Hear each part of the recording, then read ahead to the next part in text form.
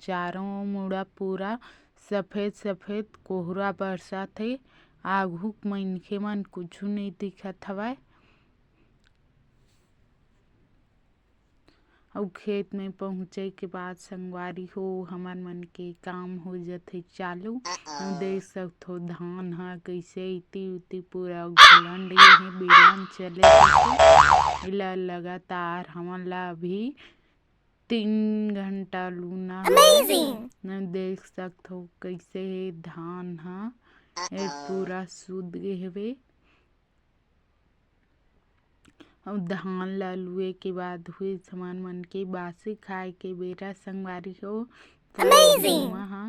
हमर मन बर बासी निकालत हे। अउ इति दादी अउ भैया भाभी मन पूरा बैठे हवय।